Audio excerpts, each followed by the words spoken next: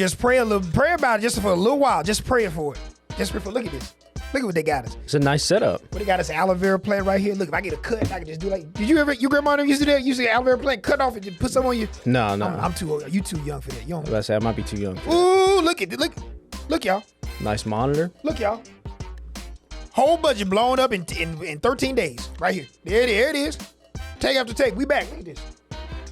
Patrick, this is what I was trying to tell y'all. Look at him. Look at this man. What? Boy, he got a It's a nice little sweater. sweater. Got the zip up. Got the hair. Lettuce going west to east or east to west. Got a part of. Lord have mercy. This is what the Lord does. This is what he does for you. You just pray about it. This is it? That's it right here. This is it. This is here we are. Preacher Prather, here it comes. Here we are. Beautiful table. We got some leather chairs. Man, got some buttons to push. Don't push any buttons. Some things to break. Don't touch any of this stuff for right now. Producer Pat, Carl Prather, take after take. Happy New Year to everyone in North Alabama and beyond. You 7 people that are watching across the world. Pat, we got new digs. It's beautiful in here. Soundproof. Kind of feels. What's that skit on Saturday Night Live when they're playing with the cowbell and stuff? Remember Will Ferrell? What was that? You remember that? Y'all know what I'm talking about. Yeah. What does that have to do with this? It's what the background looks like, kind of the sides and stuff. It's kind of when they're in there. It's a studio. This is what normal studios look like. I'm just excited, y'all. That's all it is. Look at this. Look, I can do like this, y'all. Don't do that. We back. We back, man. We back. College football has one final game left in the college football season. We're going to get to that momentarily. But we will also get to what has been a absolute bananas transfer portal. And then what's even more bananas is these NFL coaches. We have 9 head coaching jobs available, including one Tennessee Titans that this guy is really keen on making sure that they get the right guy. But we'll talk about Mike Tomlin and the whole 9 here momentarily. But subscribe to Take After Take. We got a gazillion episodes from when we started this 2 Julys ago. It was in a hotel room at SEC Media Days in Dallas when we started it. It's been really fun to follow through throughout the last 2 years, and super, super happy to get it going. But we're on Spotify, we're on Apple iTunes, we're on our 48 Sports Zone app. We're also on all of our digital platforms and WAFF.com as well. So super, super excited to continue to keep this going. This looks great. We have more things in store as we head into the off season, and of course, the never-ending cycle of college football throughout the calendar year. But let's get to the College Football Playoff Semifinals from a week ago. I picked Oregon. I picked Miami. 1 out of 2 ain't bad. 1 out of 2 ain't bad. Everyone wants to discuss the curb stomping that was the dominance of Indiana. I think I probably would have backed off a little bit if I would have known if maybe just they only didn't have one running back for Oregon. You knew something was wrong when they throw in the first play. Yeah. Probably wasn't ideal. Yeah. Indiana's incredible. But we tried to explain this to you on this said podcast middle of the year when we said that this is what this is. Quit looking at said logos. Look at players. Patrick, 56-22, absolute total domination from the Hoosiers. Did anything surprise you relative to what Indiana has been able to produce throughout the year? Or did Oregon surprise you in any way in this contest? I was surprised it wasn't more competitive, yeah. I thought that Oregon would have a little bit more fight, but Indiana was just absolutely relentless. I mean, they're up multiple scores in the fourth quarter, still blocking punts, still playing hard. Did not realize that the Akers household, real big on Fernando Mendoza. Whoa. Did not know the wife was as head over heels for this guy. Oh, Nando, huh? Nando. I think he's captivated a lot of moms and grandmas out there with his quirky personality. Correct. I don't know if I can remember an athlete that's as sort of non-traditional in their role as what Fernando Mendoza is. When you think about like star quarterbacks, go back to like Paul Walker's character in like Varsity Blues, like the kind of jock, dumb guy, like that sort of has been the archetype of a quarterback. And here is Fernando Mendoza, this guy who says the word flipping a lot, and after the Ohio State game is like on the verge of tears. He's like so happy, real golden retriever type energy. The wife is she loves him. Old Nando, captivating the hearts of old Amanda Akers, huh? Hard, head over heels. He reminds me. I said this in our group text a couple weeks ago. I always laugh because he sounds like a player, a quarterback back in the 60s, 70s, or 80s. After a post-game interview, just go type in 1980s quarterback interview, 1970s quarterback interview. That's Fernando Mendoza. Even if those that have followed college football and watched him in Cal, go look at his interview post-game when they came from behind to beat Stanford before he transferred to Indiana. So not surprised whatsoever at his play. Not surprised whatsoever at what Indiana was able to do. We mentioned the competitiveness from Oregon. And listen, relative to the grand scheme of teams and teams that have played a lot of quality football, meaning reps, Oregon is very young in that. I think people look at what Dan Lanning has with their program and their roster and looks and sees so much young talent, but they're learning on the job, much like a lot of other college football programs are. And when you are not able to run the football and you don't have depth at that position, and you're asking other positions to come into that room, that is a recipe for disaster when you're trying to defeat that team. That is the very reason why I would be utterly shocked if the College Football National Championship game is not more than competitive, solely because I know Miami has two things that Oregon only had really one of, technically. Oregon's offensive line is not bad relative to a collective unit, collective group. I'm not the first to act like I know how foot placement and stretch zone and I don't know all that. But what I do know is that as a collective group, relative to the first half of the year and what they were able to accomplish, not a bad offensive line, right? You just couldn't run it. You did not have any running backs whatsoever besides one. And the explosives that I mentioned that I thought they would get, remember in the third quarter, they had a running back that went for 70. I was hoping that with quality depth at that position, you could make it a game and maybe get out of there with a win. But when you don't have that, that is a major issue. That is the very reason why I think Miami and Indiana is going to have an absolute fight to the finish. There are going to be some. You want to pick against Indiana again? I can see it. No. I think Indiana has shown that they're the best team. But you got to remember though, it's not. There is no one worth their salt in college football that is a fan of college football that has watched Miami, not just this year, the last 36 months. They're more talented than Indiana. Indiana has the best team. Yeah. But you now have mixed. To me, Miami is one of those groups that has gotten to this point. You've kind of exercised some demons. I think a lot of people were maybe expecting Miami to do some of the things a la on the road at SMU this year. A la losing to Syracuse a season ago when you had everything in front of you. Those are the things that I think that Mario Cristobal is able to kind of be able to do and kind of exercise as they've reached this point. But here's what I know they got. I know Indiana's offensive line are straight dogs, starving dogs. Go look at that five at Miami on that offensive line.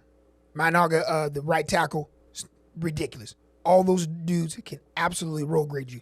And 4 has been ridiculous running the football. He's made himself a lot of money, and he can make even more money with a performance this week. Carson Beck has been fantastic. We can honestly say outside of Fernando Mendoza, he's been the best quarterback in the playoff. Yeah. Capable playmakers on the perimeter. We know what that animal of a freshman can do on the outside. And then defensively, yes, they're a little nicked up on the back end, but have enough capable back there to be able to, they're young, but able to kind of make some plays in spite of maybe making some mistakes in real time. And then we come to that defensive line. Now, this is what makes this so intriguing, because I know they got 4 guys that can get upfield and get upfield in a hurry. So we love wrestling. Yeah. We love pro wrestling. I heard Gorilla Monsoon say it in WrestleMania 3. Their irresistible force meets the immovable object. That's what we're going to have on Monday night.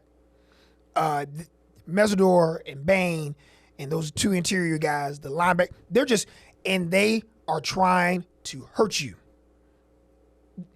This is the true epitome of what you would like to have for a college football national championship. Two elite teams that have shown that they're elite. Miami playing as good as you possibly could play leading into this. I know we made a lot about them being at home. There's a lot of distractions in that as well, though, Patrick. And then, of course, Indiana. They have been so dominant. And my biggest concern with this contest is I just want the teams to be the very best they possibly can be heading into this game. Injuries happen. I just want this to kind of go to the end, meaning I always injuries are part of it, Patrick. I just want my best players to be able to play start to finish so that we don't have to say right? Yeah. Like even with Oregon. Of course, do I believe Oregon could have won the game? Yes. Was Indiana better? Yes. Did Oregon have the least amount of paths to victory in this contest? Yes. And it didn't help that you did not have a running game whatsoever. So it's going to be a fantastic game. I do want to send two things. I haven't heard it as much, but I've heard it enough from national college football media about Dante Moore before we get into Fernando Mendoza. Folks, if we're going to take a 4-quarter sample size and pretend that Dante Moore can't be something, whether it's next year in Eugene, Oregon, or in the National Football League, we got to stop that. Like, what are we doing? On the flip side, Fernando Mendoza's been out of his mind. Yeah. Now, when I say out of his mind, I think the dude throws it 20, 22, 23 times a game. But not only in the amount of throws that he's making, Patrick, it's how far he's stressing the football field. Yeah. Go look at all the third down. Just revisionist history. Just go back last Friday night. Go look at all of the third downs he converted. Boundary hash to field side. On the money. Back shoulder throws. I mean, what else do you want? I mean, he is far and away, as you mentioned last week when we had our podcast, he's far and away the number one player in the draft. As far as need for the Raiders, he's going to be picked number one overall. Now the question is, does Dante Moore decide to come back to school? I had this conversation with a couple of sportscasters in town today. Does Dante Moore come back to school, or does he go ahead because he's going to be one of the 10 players picked in the first round? Do you go ahead and get out and take your $30+ million and go from there? I think it comes down to how big of a leash is he going to have if he comes out right now? And that would be the thing that would scare me. First of all, if he comes out right now, he will be the number 2 pick. He will be going to the New York Jets. That franchise is not set up to help a young quarterback in any kind of way whatsoever. And I do think he has shown some areas where he could improve if he comes back to Eugene, Oregon. Now, there's speculated Dylan Raiola, is he fully committed to? He's signed, correct. Okay, so. Correct, he is there. What does he know if he's coming? I know people were like in his camp, he's willing to sit for a year behind Dante Moore. I don't feel like that's the case whatsoever. I think if Raiola's coming there, he's coming there with the anticipation that Moore will go into the draft and he will be the starting quarterback at Oregon next season.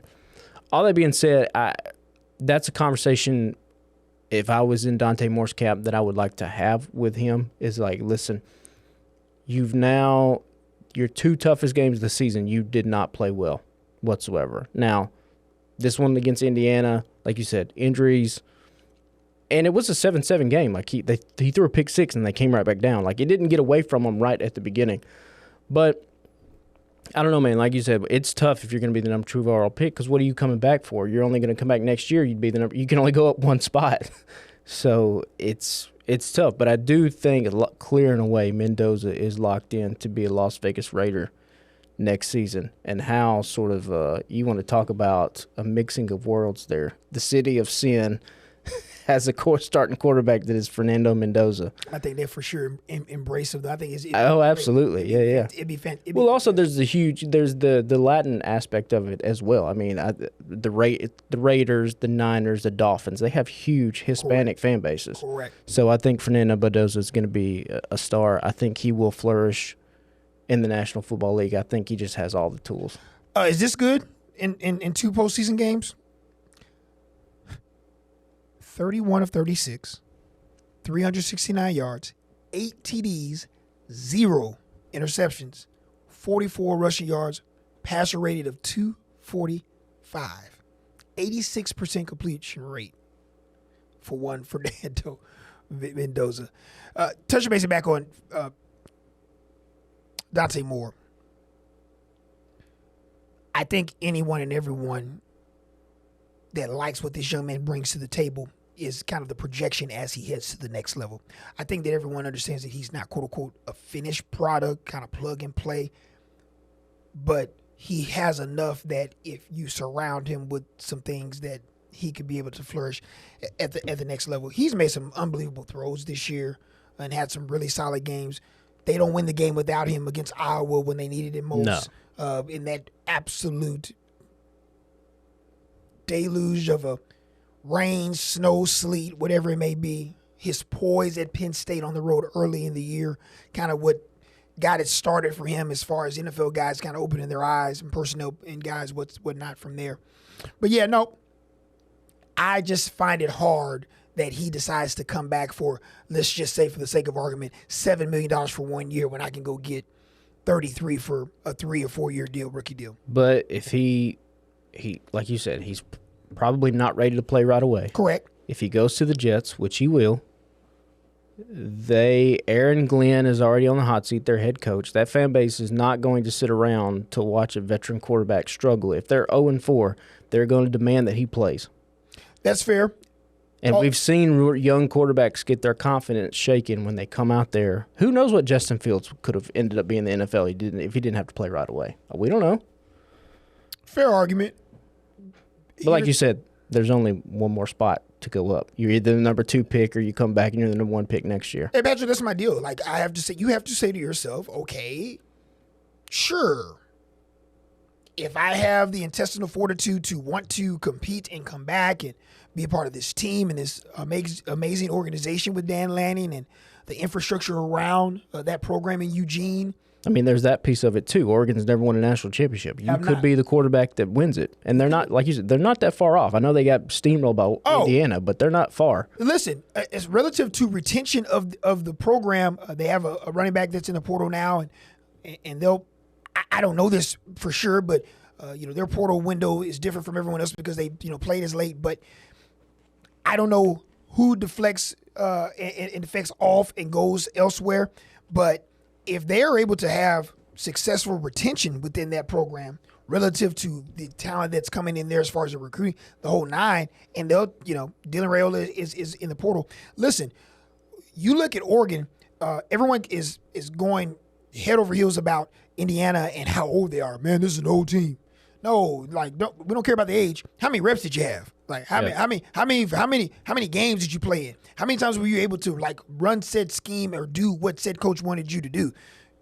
That's why I look at Oregon as one of those contenders to win it all next year, solely because I got the entire group potentially. We don't know this yet, but coming back, you add Dante Moore in there to play another year of college football, and things look entirely different. My only thing is, do you do that? If that is part of your DNA, man, that is super cool. I think the world of Dante if he is able to want to do that. But $33 million is $33 million, big dog. I'm just saying $33 million. I don't know why I'm stuck on that number. But there's going to be a lot of dollars for you to be the second pick unless you're just saying, F it, I'm trying to be the number 1 pick and be the guy coming out next year in that class. And remember, Dante Moore, who initially was a Notre Dame committed 2 other spots, moonlighted at Oregon, moonlighted at UCLA, rather, and committed to Oregon with UCLA, went back to Oregon. He did sit behind Dylan Gabriel. People forget that. A young football player, still Dante trying to learn the position there and the nuances of said position. But he sat behind Dylan Gabriel. Then he got his opportunity. Who's to say that maybe, Raiola isn't trying to do just that. Now, I believe if you're signing there, you're probably thinking that this guy's going to go to the league. You're going to start with all of the things around you to continue to develop you and make yourself better. Remember, Oregon still has to announce, which I'm pretty sure they're going to do this sooner rather than later, Patrick. Their offensive coordinator, defensive coordinator, Tosh LaPoy's gone to Cal. Will Stein is currently in Lexington, Kentucky, getting ready for his first season in Lexington and getting his roster and infrastructure together with his program. So that's a whole different story as well. Are they going to promote from within? Who are they looking for to kind of come in there to kind of help with whomever the quarterback is going to be there? So it'll be interesting. I personally think I would be shocked if Dante came back just solely because it's just too many dollars rather on the table. Yeah. I don't, it's much like Ty Simpson. Now, I would be shocked if one Ty Simpson decides to come back, like withdraw his name from the draft, and I believe you have to make that decision by tomorrow, that you decide to take yourself out of the draft and come back. I think that it's just too much money knowing that you're one of the top 3 quarterbacks that are going to be taken in the draft. You just got to stay in. And I just think it's ultimately just a dollars and cents situation for him. So, listen, Indiana, hats off to the Hoosiers. They are absolutely fantastic.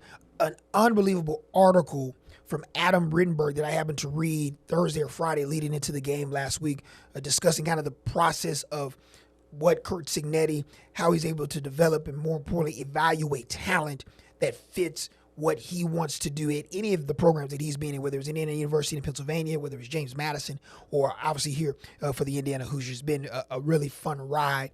And once again, a PSA from CP here. I've said it and I'll continue to say it.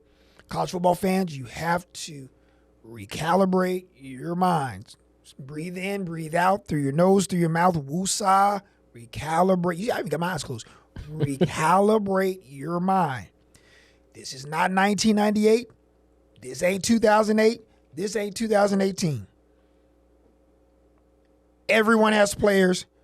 Everyone can go get said players. And we're going to do a study on Indiana and other programs. I promise you are going to do case studies on Indiana to figure out how we can do just that. Because the pocketbooks are open. And anyone and everyone can transform their roster in a matter of 6 months.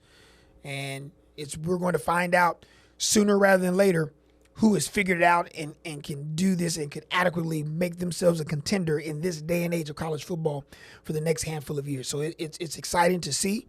It's fun to see as Indiana advances to the national championship. We touched base on Miami.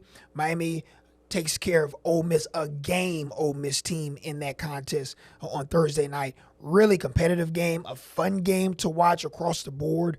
Patrick, your initial reaction to Miami coming away with the victory there, 31-27 over Ole Miss. I will say this, credit to the entire Ole Miss organization and program in Oxford, an incredible run. Let's also not forget this game probably should have not even been competitive had had Miami just came down with 2 interceptions. They dropped 4. And they shot themselves in the foot. They dominated the first half, but penalties and bad play throughout the first half of that game, and of course not being able to come away with some takeaways, made this game closer than what it truly should have been. Which is something they're not going to be able to do. No chance. No chance. You don't capitalize on those things, we're gonna see another 56-22. Yeah. I was disappointed. Ole Miss had my heart with everything that happened with Lane Kiffin and them. I thought they were just a fantastic underdog, Cinderella type story. And, it had to come to an end, but I think you take away from it, we had all of that happen. We were one of the last 4 teams standing. We got our guy in Pete Golding. I think if any kind of Ole Miss fans or anyone around the country had any questions about that guy, about what he could be as a head coach, I think he answered all of those with flying colors this postseason. And then talking about transfer portal, there are some talented guys coming into that program, Deuce Knight being one of them, which I'm sure we'll talk about when we talk about sort of the shifting happening at Auburn. So I think the future is bright at Ole Miss. I see Pete Golding just continuing this train and this Lane train, if you will, rolling as they'd be a top contender in the country going forward. Patrick, the one thing that I learned more about Ole Miss this season, especially during this playoff run relative to their program, and once again, no disrespect, Lane did an amazing job in Oxford. history record-setting a year with 11 wins heading into the college football playoff. The mental toughness had always been an issue for me with Ole Miss. Until proven otherwise, heading into the 2026 year, I can say that I've learned more about their program and said new head coach, Pete Golding, now than I've ever learned with Lane. Lane has had great and fantastic players. Trinidad Chandler has been unbelievable. Stripling and Lacey and the defense being opportunistic. But it's the not quit. Traditionally, Ole Miss fans worth their salt will tell you, even in the midst of their ascension under Lane, there are games that I just don't think the mental toughness of the team showed enough for them to come away with games when they have faced elite versus elite. I learned a lot about them during this playoff run.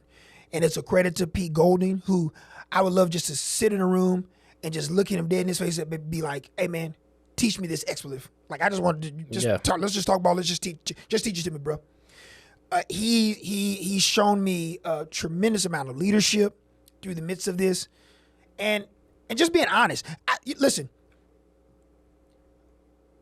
kids, young people, especially those that are playing sports, but playing at this high of a level, they just want you to shoot them straight. See, like, one thing that, pulling the curtain back, that college football fans may not understand, players, and I say this loosely, for the most part, players are okay with you letting them know that they've lost their job, or someone has took their job, or you lost the competition for your position, or you're not good enough to be able to play at this level in their opinion. They just want you to shoot them straight. And that's the one thing that I think that Pete Golding has always done. And I think that's the very reason why, he was not only able to grab this job and be the man of the future for Ole Miss and Oxford, but I just think that the realness and the just pull no punches is the very reason why Akiwan Lacey is still there.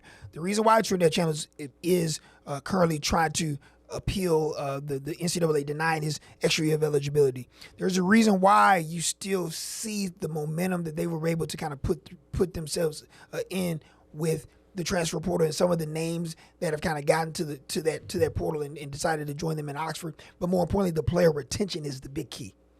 How many players right now, and we still got a little time because they just finished their season last week. They still have some a portal window open. I would be willing to bet the 2 red copper pennies that I own and have that you will see a ton of retention at Ole Miss with this program, and that's a testament to Pete Golding, the guys that are part of his new staff, and just the infrastructure as is in Oxford and their AD, Keith Carter, and their president, and kind of the alignment, as I like to say, in this day and age of college football. And sometimes, you have relationships with people in your life, and it's not so much that it's based on what you can do for each other, not for what the camaraderie you have with each other. Mm-hmm. You know what I mean? So I think a lot of times, especially when it comes down with somebody like Lane, and I think you kind of saw this in his exit, I think a lot of players, it was like, well, I'm going here because this guy can do something for me, and whatever the personal relationship is what it is. I think with Pete Golding, I think those players absolutely love him, and they are willing to run through a brick wall for him. And I think that's why you've seen some of that retention. And I think that, like you said, that's a big thing with young people. I mean, that's what made Nick Saban so great. I think that's what made Kirk Scinetti so great, and Kirby Smart, some of these other guys. Like, it's being able to combine the X's and O's, but also being able to talk to these kids on a human level. And I think maybe, and again, this is just from 10,000 miles away, I think maybe that is something that Lane has struggled with, not only with his players, but amongst the adult relationships in his life as well. Switching gears to Lane and the transfer portal as a whole, a lot of movement. Yeah. A lot of players being signed as we head to the end of the transfer portal window for teams that weren't in the college football playoff on this Friday. one thing to remember. It's just the deadline this Friday for you to be able to get into the portal, Patrick. Meaning you can still sign well after the portal ends. You just need to make sure that your name is in there by the January 16th deadline, right? Yeah. And that's the key. So Lane finally, in the midst of kind of a will he, won't he, landed his quarterback for the 2026 season. Sam Levitt will play and compete for the Bayou Bengals of LSU. Your thoughts on Sam Levitt? I think we both have an affinity for that young man. We think, obviously, I think anyone that watches college football understands the quality of player that he is. That is a big, big gift for Lane. Potentially could have him for 2 years as a redshirt sophomore, the Oregon native, and started at Michigan State his career. That was a touch-and-go situation there, but Lane was able to get his guy at quarterback to kind of steer his offense in the direction that he would like to immediately in Baton Rouge. I mean, if you watch Sam Levitt play, he probably does a lot of stuff similar to what Jackson Dart did. So I think that's the thinking there. We'll see the other guys that surround Levitt in Baton Rouge. Yep. It's are you expecting Lane to be able to come in and make it? Well, they won 8 games this year. Like, are you thinking he's going to be able to immediately come in and get them into playoff contention, 10, 11 wins? Yeah, this is no. Let's just be real. He better. Well, and Like, there's that. Yeah. What? Yeah. Hold on. Somebody help me out. I know somebody in this room that's a human being that had a total off the field disdain and really on the field disdain for one. It was both. It was both. It was both. Had all the players. College football playoff contender. Yours truly said they were going to make the playoff. Big win on the road at Clemson early in the year. How'd that turn out? Future number 1 top 10 pick at quarterback. How'd that turn out? Barryon Brown and Durham at running back and Harlan Berry. They didn't want to run it. Offensive line had issues. But defensively, players, they got a top 10 guy, top 15 guy that's going to get drafted at corner. All I know is the guy that's at the house, that they decided to sit at the house and pay him $75 gazillion trillion. 9 wins, 2 10 wins, SEC championship appearance, and a Heisman Trophy winner. If I pay somebody $90-something million, I want my stuff right now. Yeah. 2026. So all I'm saying is, if I want Bayou Bengals, college football world, everybody keep the same energy that you had. You hired this dude to get you to what? Now. Yeah. A honeymoon, a year, what? 8 win. Let Lane Kiffin, justified or not, Yeah. let Lane Kiffin come out, finish the 2026 year with 8 wins. We'll see how they go. You got to win now. If they've spent $90-some million to come bring you from Oxford, left your dog in Mississippi, your clothes on a clothes rack outside. No. In all seriousness, yes, he has to win to me in a big way. But that's a tough ask, right? It's not fair. It's not fair. But you know how this works, man. Like, and I mean, no college football. And he knows fans. it. Yes. He knows it. What? To me, I've been on record, and we should do this exercise here in the coming weeks in the off season about for you, the top 10 jobs or the top 5 jobs in college football in your opinion. I think LSU is numero uno for me. It's up there. It's way up there. I would take that job. There is only maybe 2 other jobs I would take that job over. But as it stands today, I would take the head football coach at LSU over any college football job in the country, solely because I can recruit the state and win huge. No disrespect to Tulane, no disrespect to La Monroe and the rest of the other programs, but you are the only Power 4 program in the state. You ain't got to share with anybody. You can go get guys from, go look at some of the greats of LSU lore in yesteryear and go look at where they came from. Guys that got out of that state. Yeah. A la Ed Reed. Ed Reed's from the boot. All right, like dogs. Look at the players that Nick Saban had at Alabama after post LSU. Look at the players he had during his LSU run. So that's why they dropped. And Lane knows this, and that is the very reason why you could decide between that and Florida's of the world. But you looked at the LSU job, and for them to pay that type of dollar for you tells you that, yes, I want to go to a fertile recruiting ground, the immense amount of support, and can just win. So, yes, he has to win, and win now. Is it fair? No, because I don't know, even in the world of the NIL world and the transfer portal world, you just don't snap your fingers and voila, like here's your team and you're 13-0. Indiana did it. Indiana didn't do it. How many years did it took them? We saw this a year ago, but nobody wanted to believe it. Well, yeah. Nobody wanted to believe it. And when said coach said, Google me, and you go back and look at what he did in Indiana University of Pennsylvania following his dad, you go look at James Madison. You know, Bob Chesney is a great coach. He's gone to UCLA, but who set that foundation at James Madison when they were the FCS before they made the transition to FBS? So if I'm LSU and if I'm Lane Kiffin, yes, there is no margin for error for you in year one. They're expecting at least a playoff. Yeah, at least a playoff. If not semifinal. I mean, Ole Miss was semifinal. So what? I mean, if you're like you said, we're not paying you all this money for it to be fair. We're paying to win.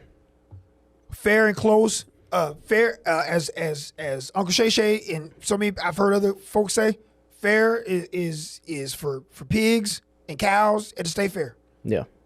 Close is only good in horseshoes and hand grenades. That's it. Yeah. So, you know, that's just it is what it is in this. Which once again, I'm the first to say it's not truly quote unquote fair. Life ain't fair, but that's just what it is. It is crazy to think about coming into the season. Even though he hasn't coached a game at LSU, he might be on one of the hottest of seats. Wild in college football. Absolute madness. But hey, I mean. But he's got a talented quarterback, so you know that's a lot of the battle right there. We shall see. Other names that have either signed or still floating around this in the portal. We mentioned. I mentioned on our newscast a couple of weeks ago or earlier this week, Monday. Man, some Alabama fans are kind of in shambles. Cam Coleman visits Alabama, commits to Texas. I don't think anyone was expecting him to maybe go to Alabama. We thought maybe they'd be a finalist along with Texas. But the big one obviously was Dalen Hollywood Smothers, who decided to not only officially commit to Alabama from NC State, but then flips and is headed with Coleman to Texas. So, of course, everyone is expecting the roof to cave in, house on fire. Kalen DeBoer cannot coach anymore, whatever. As he continues to, breaking news, adapt to Southeastern Conference, the lay of the land, how to operate, what he needs, what he doesn't need, the whole nine. Your thoughts on Alabama fans going absolutely nuclear right now after, of course, the loss to Indiana in a big way, and then the portal as it is right now? I mean, in retrospect, the loss to Indiana is probably not going to look as bad as what it did in the moment if Indiana hoists a national championship trophy and another blowout Monday. Before you continue, I was in this newsroom earlier, and anyone that would ask me, it's like, man, what do you think about Alabama? You think they could win? I was like, no. Like, what? I'm not. If Alabama played their A+ game in that contest, yes, they could have won. When the last time you saw Alabama play A+? Yeah, it's been a minute. Here's something that I have continued to try to recalibrate my mind in the last 5 years or so, especially in college football. If you were being absolutely objective with yourself, whether you have fandom for Alabama, Auburn, Notre Dame as a Notre Dame fan, whomever you root for, when you're playing an opponent, you have to ask yourself, how many paths to victory do I have? And you think in your head, what do we do well? What are some of the things we can get away with? Schematically, how can we do this? And you look at that contest and just look at both teams. Bama just didn't have a number of pathways to win the game relative to Indiana having a myriad of those. Wide receivers don't drop anything. Offensive, defensive lines, dominant up front, can run the football. An elite signal caller. Scheme is perfect. Efficient on third down.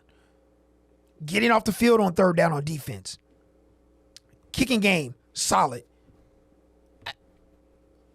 They're just like the one outweigh the other. So it just was I thought that Alabama was going to lose to Oklahoma. I thought Oklahoma had more passive victory than Alabama. Credit to Alabama for being able to navigate it and find their way to the Rose Bowl in the quarterfinal. But no, that shouldn't have been shocking or surprising anyone. So as I toss it back over to you, Patrick, you have any pause for cause whatsoever with Kalen DeBoer, where this program is as it stands after year 2, 9 wins, 11 wins, college football playoff in a matter of 48 months.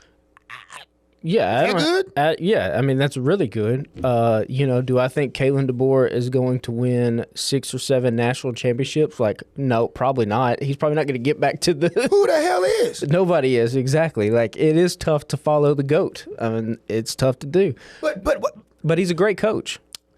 If you're worth your competitive salt, why don't you want to follow that? You know, we always talk about, oh man, you don't want to be the guy that follows the guy. You want to be the guy that follows the guy that follows the guy. No, I want to be the guy that follows the guy because I like to compete. Maybe I'm one of few. I want to follow that dude because I want to keep that thing going. Yeah, that's a nice sentiment to have. A lot of guys get fired that way. That's fine. But no, I mean, 9 wins first year, 11 wins second year, college football playoff win.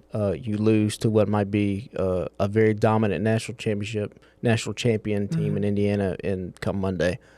I think everything's fine. Just it lets everybody just take. What Aaron Rodgers said, relax, breathe, relax. It's all good, y'all. Alabama will be, I anticipate them to be in the thick of things for as long as Kalen DeBoer is the coach there. That means sometimes they're going to sneak into the college football playoff and get beat in the first round. That means some years they're going to make the Final Four. Some years they're going to make national championship. I anticipate he wins a national championship at some point unless he just bolts for the NFL. Like, I don't think he's taking another college football job, but like if the Dallas Cowboys come calling in 4 years, who's to say he doesn't take the job, you know? But outside of any kind of circumstance like that, Alabama will be what you want to be in this new era of college football, which is they're going to be one of the 8 to 14 teams that matter every single year. Everybody just relax. Listen, I get it. 38-3 is hard to swallow for the final game of the year and the way that they lost the game. It wasn't good. No. And how many Auburn fans would switch places with Alabama these last 2 years? That's the gift and the curse of college football. The fandom is. Yeah. But the realistic situation that we're in relative to team and things that he had to overcome, where the roster was when he took said job. Hey, does anyone remember how many players left the program in year 1? Hey, help me out. Could Caleb Downs help them in year 1? I was about to say, including probably the best player in the country, and Caleb Downs decides to leave and go to Ohio State. And the man won 9 games his first year. A couple of plays here, there, they're in the playoff. Man gets to double digits, goes on a run in mid-September that they, at that moment, had the best resume in all of college football. What were the 1 seed? Obviously, you don't play 6 games is not a season. But in the midst of all that, and Ty Simpson playing exceptionally well, the lack of a running game, the lack of defensive front 4 pressure, lines of scrimmage not being adequate the way they traditionally should be when it comes to Alabama or championship caliber teams. In the midst of all of that, able to find a way to get this team not only to the playoff, win a playoff game on the road. And this is heaven forbid, this is a bad year. Like we down bad. Oh, woe is, but this is Alabama. Yeah. Help me out. What Nick Saban doing his first 2 years? 6 wins, 11 wins, SEC championship game, national championship his 3rd year. So I get it. If the expectations for Kalen DeBoer to win the national championship in year 3, fine. I get it. But let's not act like this was a 5-win year for Kalen DeBoer and company, especially after the way we all across college football was like, on the road in Tallahassee, week 1. think it's a pretty good year for Kalen and company. You mentioned Cam Coleman going. We mentioned Cam Coleman going to Texas. We think he's an immense talent. We want to see him be I personally want to see him become a more consistent football player.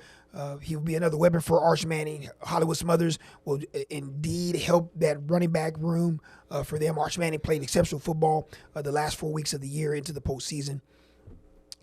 Is there any name in the portal that kind of gave you, like, that raised your eyebrows? It's hard for me to – I almost want, especially in this day and age, I want the transfer portal to kind of be over and to kind of see players, see where they land, and then start doing research and figuring out, okay, here's said guy's tape.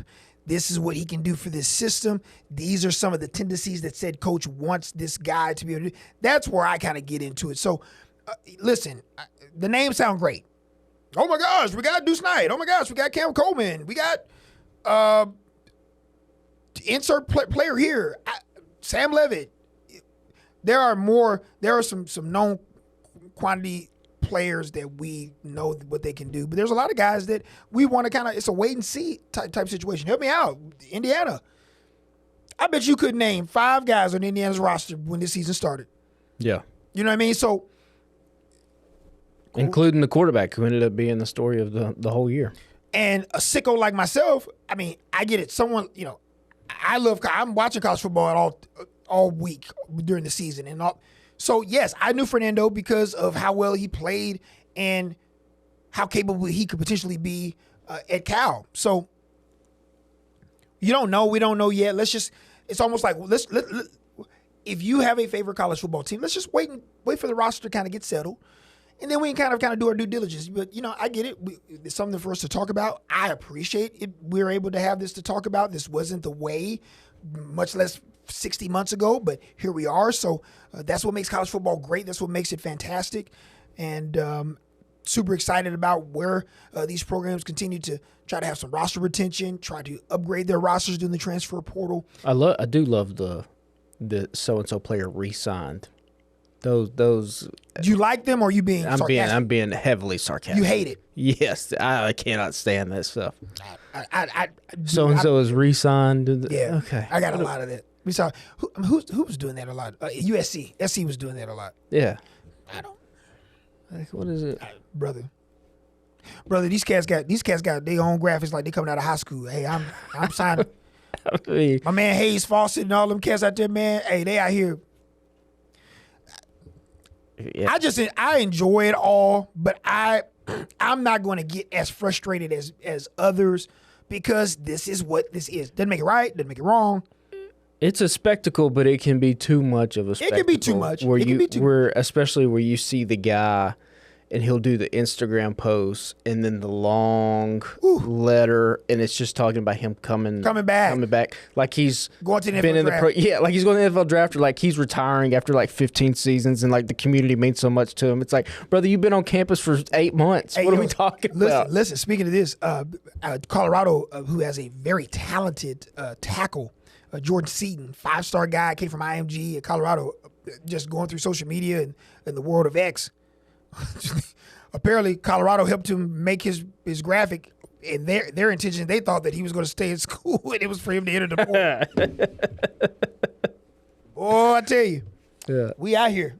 Hey, we out here. Hey, kid. But that's what you get when it's the Wild West. There's no rules, None. So... Let's switch gears because I know we won't have another podcast until after the Natty game. MLK Day is on Monday as well. I know a lot of people will be off from work getting ready for this contest. Just your initial reaction to the game, and then I'll just let you pick a winner to decide our national championship. I'm rolling with Indiana. Do you think it's close? Is it a highly competitive game? No, I don't think it's close. Okay. I think Indiana runs away with it again. I saw some kind of stat, and I wish I would have actually screenshotted it. I think Indiana. There's only been 3 college football teams that have won 7 or more games by 30 points, and it's like this Indiana team, and then it has to go all the way back to like Princeton and Yale in like the 1880s. Wow. Where I don't even know if like the rules of football were what they were back then. That's how dominant Indiana's been. So I don't anticipate this to be any different. Like you said, Miami struggled at points against that game against Ole Miss and let Ole Miss hang around in that game where Ole Miss was not able to capitalize on that. Indiana will capitalize on every single one of those mistakes and I think we are in for probably another blowout dominant. A blowout. Victory. Yeah, blowout dominant victory. I want to see how many Indiana fans are in Hard Rock Stadium. Oh, it's gonna be insane. So I think, like, if my memory serves me correctly, just the day after the semifinals, I think it was something that 25,000 of the seats. I could be wrong. You all can correct me because I'm just saying this. I think it's like 25,000 seats that are going to be given to, the general pop. But then, of course, because it's a national championship, it's so much corporate seating, right? Right, which I hate, but it is what it is. But, Patrick, relative to some of our college football playoff semifinals and the quarterfinals and the first rounds have been great because they've been on campus, right? Yeah. But you could have walked in the door for the quarterfinal games for $200. Yeah. Right? I got a sneaky suspicion when we get into this weekend and kind of look at on the StubHub hubs and Vivid Seats and that, I think this is going to be one of the hottest tickets in college just because so many Indiana fans are going to be going there. And then, of course, the Miami faithful, you haven't played for a national championship since 2002, so it's going to be a hot ticket. So that the atmosphere, I think, is going to be absolutely white hot, electric, banana. It's going to be crazy. But you would have thought they were in Bloomington, Indiana, with the way the Peach Bowl went. Yeah, but okay. So I get it, and I understand. It's because Indiana hadn't been here at this situation in history. But we also got to remember, man, Oregon's in the Pacific Northwest, bro. That's a far drive. That's a long. It's hard to get from Eugene to Atlanta. You drive it, that's one thing, but trying to connect flights, I don't know if there's direct flights unless they put those on the board for the game from Eugene to Atlanta, right? Indiana, I believe it's less than 7 hours. It made a difference, though. It's a huge It made a big difference. That's just like, for example, like I believe that if you're playing at Allegiant Stadium or you're playing at SoFi, and Indiana's got to come out, I think Indiana still makes the trek like they did at the Rose Bowl. Yeah. But you're going to have more Oregon fans there.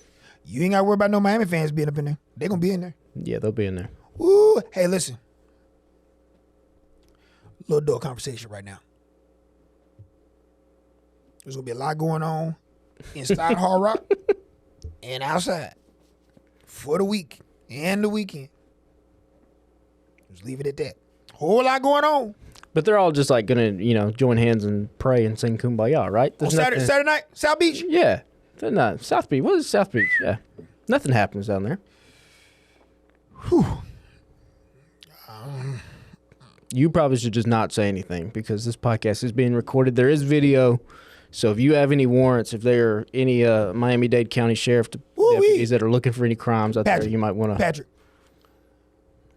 I went down there for those that remember, the Miami Notre Dame game, BCS national title game. And of course, Notre Dame gets absolutely curb stomped. Patrick had me a purple Mustang convertible. Purple? Purple. I don't know. That's what they gave me. That was a rental. Coupe, T-top. Put that thing down. New York tag. Wow, it's like this. In the Miami sky. Down just living for about 4 hours. Ate at a cute little Cuban restaurant. Good time. Perfect weather down there would be like Woo! 70s. It had to be like 74 Yeah. at 1 a.m. Yeah. Don't ask what I was. What were you doing at 1 a.m.? Riding around. We just out there riding around. Look. I thought I was making it. I thought, I'm here year 3, year 4 in Huntsville. I'm down here covering Bama, living. The team that I was covering absolutely belly to back suplex curb stomped the team that I've been my childhood favorite team in that game. That was it's bad when you're objectively covering a game and you know that the team that you grew up with absolutely has a 0 chance of winning the game. 0. Yeah. And that's happened a lot to you in recent years. Don't do that. Don't do that. You see, going too far. You're going to hit below the belt. We got on TV for one show in New Year's, and here you go, curb stomping. Okay, listen. I do not have the courage of my convictions to pick against Indiana solely because even though I know Miami can adequately potentially run the football, because Mark Fletcher's been an absolute hammer for them, Carson has played well. I think Miami's going to. I think Miami may turn it over a couple times. That's not ideal for them. No. Now, I also think they maybe could. We don't know this for sure. I just think they can make it a little uncomfortable for Indiana in this contest. But I just think, man, listen, what does Indiana have to show anyone relative to what they've done this season to not make you believe that they're not going to win the game? No one should be surprised if it.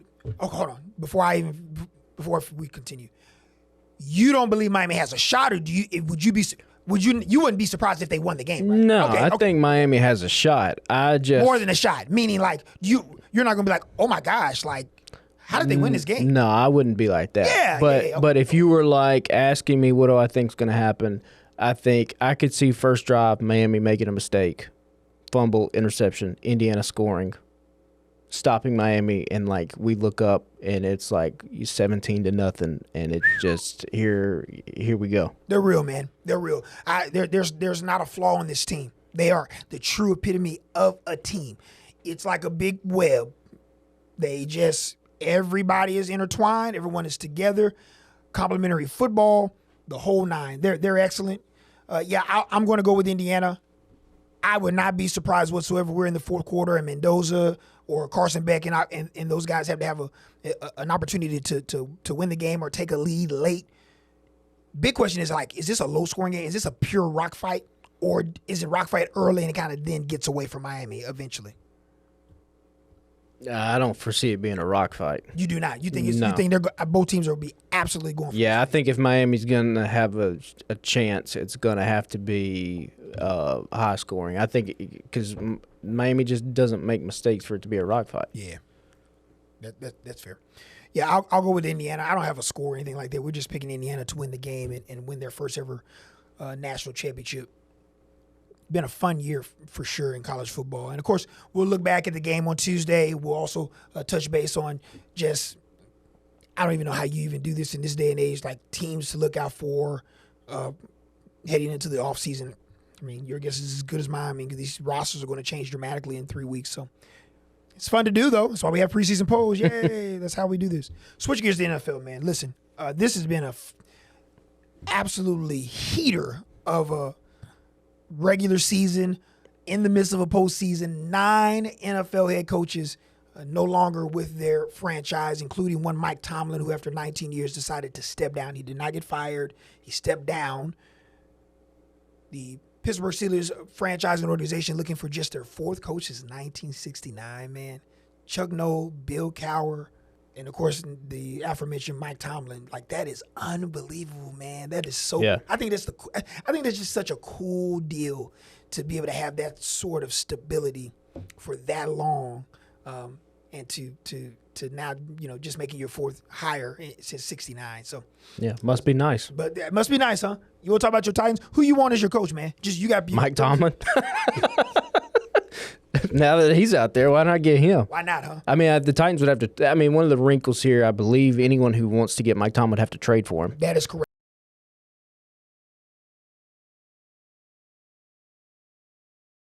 Do like Correct. the Steelers.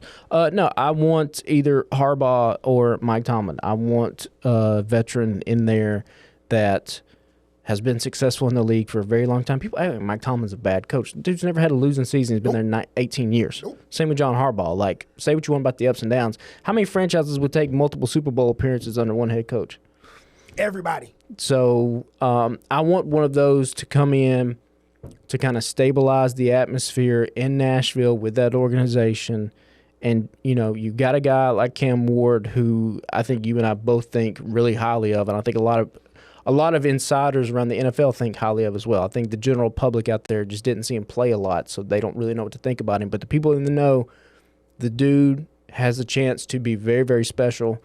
So getting a veteran coach who has been successful in the league for a long time, pairing him with an up-and-coming GM like Mike Borgonzi, up-and-coming QB like Cam Ward, going into a new stadium in 2027, I think that's the play.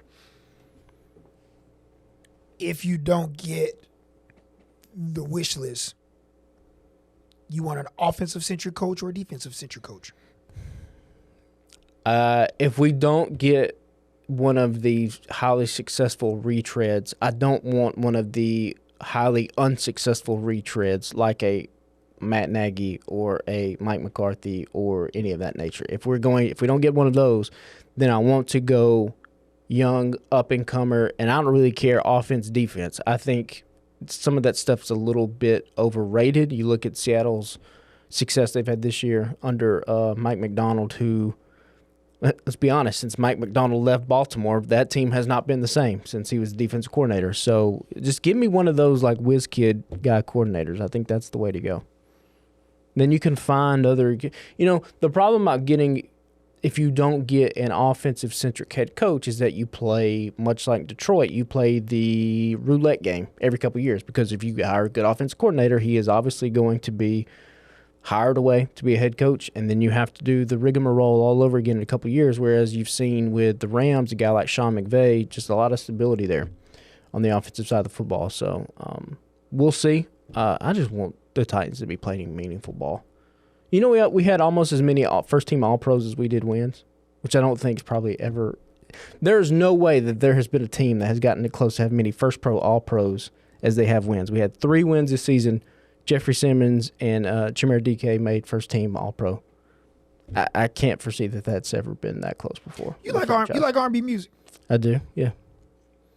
Every time you talk about the Titans, it sounds like you just sending a love song, like, baby, I'm sorry, please come back to me. It's a lot. Let's get right. It's a lot of Casey and JoJo. A whole lot. Like, It's you a down lot. to you look on bended knee, like Boys and Men said. Every time I hear you talk about the Titans, that's how I feel. Well, I can't get it. You can't quit them. I can't quit them. You can't quit them. That's the problem. It's like that Jets fan that went viral this season where he's like, I was born into it. Like, I hate the team. But I can't. I'm not going to quit them. I'm not going to stop being a fan. You can't quit. I tell you who you should be a fan of.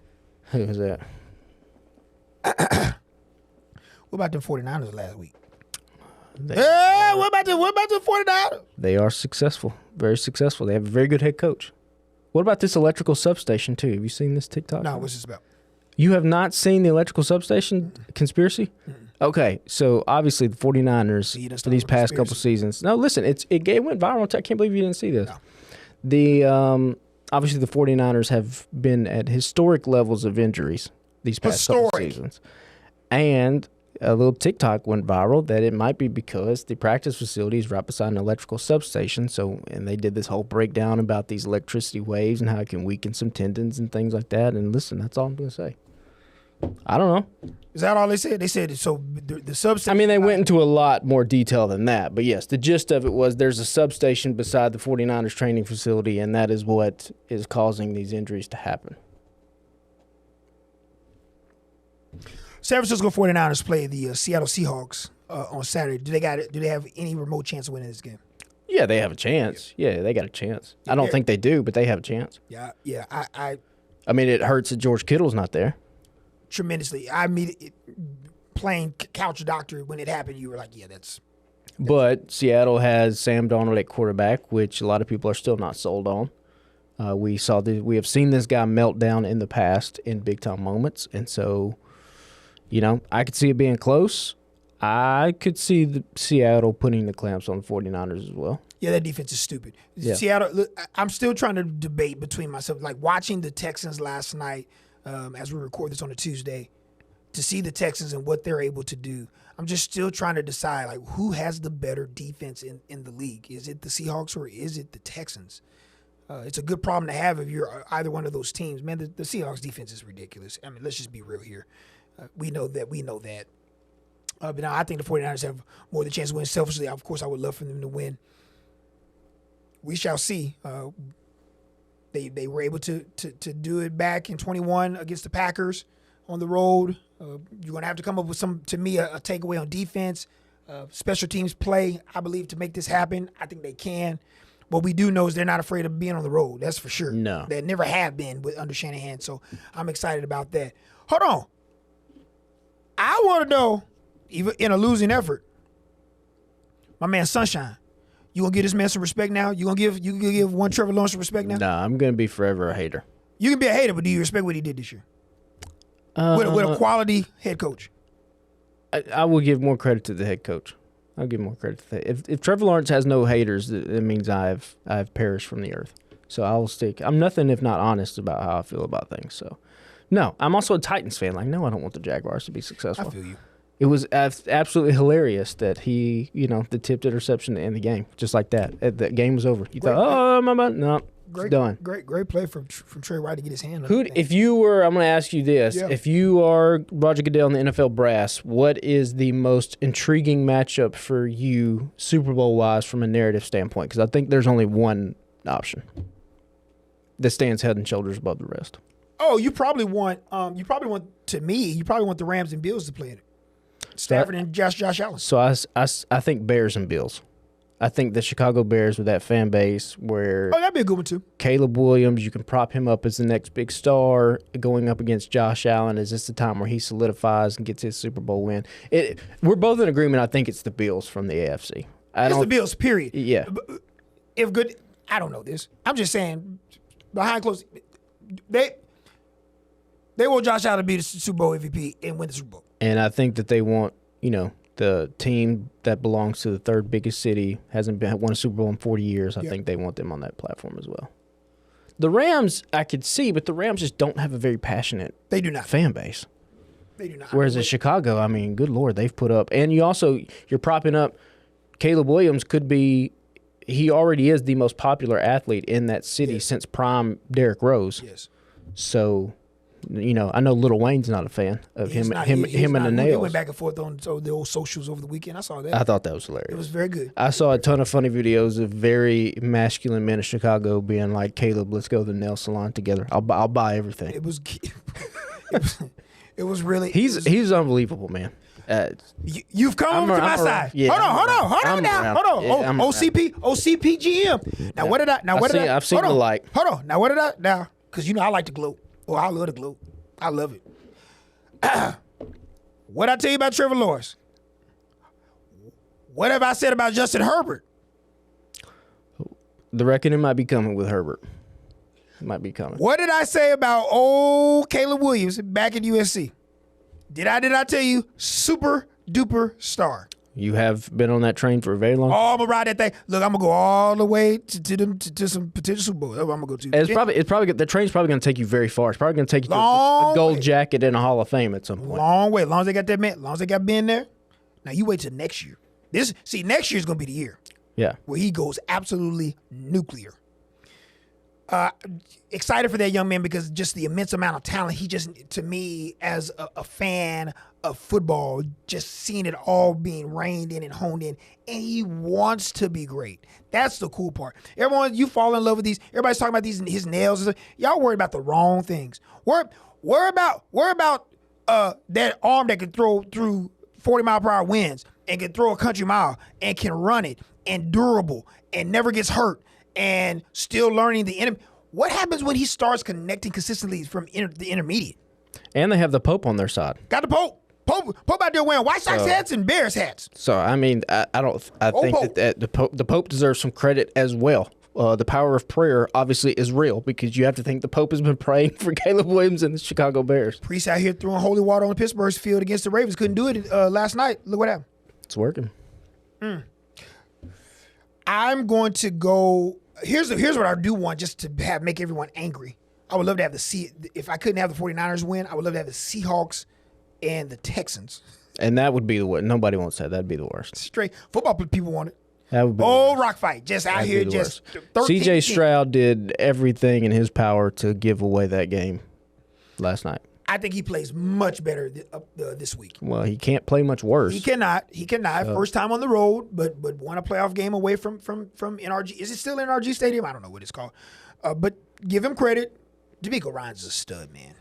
Gosh. Very good coach. That dude can coach, man. That man, see, I just always root for the old 49ers, man. That guy was the D coordinator for us. Oh, so good. And they started 0-3, man. They did. Come on. So good. Super, super good. I'm trying to think about anything else that I want to discuss. Oh, did I tell you that I ran into a car on my kid's electric dirt bike for Christmas Day? You did. You told us that last week. I'm going to show the video on here. I was about to say, yeah. We need to show the video on this monitor we got now. Man, that bike is fun, man. I have no business on it, but I still get on it. 5, 10, and 15 mile per hour. Yeah, you can break your arm. You need to settle down. We'll be all right. Settle down. You're not young. You're not young CP rolling through Miami with a top down. Hey, that purple thing. Boy, that thing was I was riding through the street. I was looking at the skyscraper like, man, that was Alone, right, in the car? alone. Absolutely, you ain't finna get me beat up in here. Absolutely. I'm just listen. Alone. I just wanted to clarify. No, all of the. So when I first started in the biz, more importantly here in Huntsville, I was kind of one of like the younger guys amidst of all the other guys and stuff in the business. So them jokers were like going to bed like that. Man, I ain't trying to go to bed 10 o'clock. I'm trying to see some things. So I'm out in the city. I'm trying to see the bright lights, Star Island. And that's what you mean by thing. The bright lights, the good food. Yes. Just No clarify- other clarify, extracurricular. No other extracurricular activities. Although, didn't I see an IG shot of Fernando Mendoza somewhere eating some wings? Did you see that? Was that AI? Well, listen, I mean, he's preparing to go to Vegas next year. The distractions are possibly there, so you have to steel yourself against it. Yeah, I ate some Cuban food there. Met Will Ferrell, not Will Ferrell. Vince Vaughn. Vince Vaughn is like 6'5". Did you know that? He's a very tall man. Yeah. Brother. Yeah. I was like, oh, and here's the other cool part about that week. So obviously you had the Mustang, was able to ride around at night and stuff like that. Just, thinking I was a cool guy, had the New York tags, all that stuff. I was like, oh man, you here for the game? Yeah, man. That was that year of that Alabama Notre Dame game. That was the year before they renovated the stadium. So the Marlins were playing there. So for us to get to the stadium, we had to go through the dugouts and stuff to walk on the dirt in the bay. That was cool because I was like, now I see why teams are going away from this because that was absolutely crazy. Yeah. Yeah. That's kind of trash. It was bad, but it was unique. It was first time for everything. It was a thing. We gonna talk about anything else before we get it? I'm just look at this. I'm just glad we got all the stuff. We back. Listen, You should just join us and look at this. We don't know anything about football. We just talk. Kenyon Sadiq, by the way, just announced he's going to the draft. He's TE tight end number 1 under 1 mil Kuiper for draft prognosticators. He's a good one, really good player. But yes, subscribe to our podcast. You see it right here, Take After Take. We will be doing this on Tuesdays. Super excited as we wind down. Well, probably Wednesdays. We'll do it Wednesdays. Tuesdays or one of those days we'll do them. May do it Thursday. I don't know. We'll do it weekly, but we got video now. We back out here. Yeah, I think we're like kind of obligated now. We have to like do this every week. I'm bringing one of those confetti popper things to end the college football season next This season. is probably in your contract that you have to come back here and do these now. So this is the new age of all right. Local television. I'm gonna start bringing props and stuff up in here too. So I mean, I did see that you got 2 cups of water and didn't give me one at all, so I appreciate that. Thank you.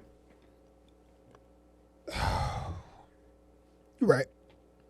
I'll bring you a couple. Yeah, you were gonna say something smart, but then you realized I was right. I would. I was not considerate. I will. right. I will be coached up and I will do better. Forget the water. I told you. Did you hear what I said I was going to bring next week? Yeah, What the confetti little thing? confetti thing. Man, we finna do. Well, I mean, behind the fourth wall here, you did say you were going to bring that this week and then didn't bring it. So. But here's the only reason why I didn't bring it this week is because I said we need to put a nice, beautiful bow on the college football season. So we'll do that on Tuesday. Talk about the game, and then that's a good save. That's not what you said, but that's a good save in the moment. No. What I'm saying is, no, you're right. You're absolutely right. I wanted to do it the first day but I was like, oh, it'd be fun to just do it after the national championship game, and then we can go right into the college football season. We're in it. Tuesday, it's 2026. Transfer portal. We talking about all that. Talking about the sorry Titans. All that. Talking about the 49ers going to the NFC championship game. Yeah, maybe Mike Tomlin's the head coach of the sorry Titans. We'll see. You got a better chance of being the head coach of the Titans before he does. I take it. I can't be that much worse. They fire you in 2 days because you done fired everybody, Well, including the owner somehow. yeah. That's number 1. If we can fire the owner. Spotify, Apple iTunes, 48 Sports Zone app, WAFF.com. Streaming, Roku, Apple TV, Fire. Hit it, Patrick. Android. Do all that stuff. Yeah, all the stuff. All the things out there. Everywhere, anywhere and everywhere. And start YouTube. writing some comments, man. I know it's only 70 y'all, but hell, double up. Do them. We need to have people start again. sending in videos. We can play them right on here because this is legit TV, so we can have people send videos, ask questions. So we'll get our digital staff on that and say, hey, get it out there. Tell people to start sending videos. They can start asking us questions and stuff. Yeah, especially as we go into the off season where there's not much to talk about. You got college basketball, man. Yeah, well, I won't check in until like March. You don't check in when it matters. You don't check in until March. Got the NBA talk about. Nobody wants to talk about the NBA. No, nobody. Just us two. Y'all gonna trade Ja Morant or what? We Grizzlies should. Yeah, Think he's going to Milwaukee. that's probably a good place for him. Think they're gonna get rid of Jaren Jackson too. Probably. Y'all starting all. I mean, John needs to go to a place where there's nothing to do. So Miami, Salt Lake City. Right. Okay. That's probably good places to go. Okay. All right. He doesn't need to be in Miami because purple drop top Mustang. Woo, be a hey good look man, for that him. thing, man, I'm talking about, boy, that was 4 score and 5 hairlines ago. My thing was right here Did I say, too. did you have hair back then? Boy, my thing was right here, boy. Plenty of waves, boy. Had me plenty of waves. You know what waves are for black people? You know, heard wave, brush, waves. Yeah. Brush. Yeah, I had me. Man, my thing was swimming after I had my thing. It was just like this. But Yeah. whew, you get old and stuff like that, boy. Don't look up in there, y'all. Don't look in there. For producer Pat, I'm Carl Prather. Thank you for watching our first podcast video edition of 2026. First of many as we take you to the end of the college football season with the College Football National Championship, Hard Rock Stadium, Miami Gardens, the Miami Hurricanes up against the top seed Indiana Hoosiers. We will recap this game in its entirety coming up on Tuesday or Wednesday of next week after the MLK holiday. For now, for producer Pat, I'm Carl Prather. We'll see you back here next week.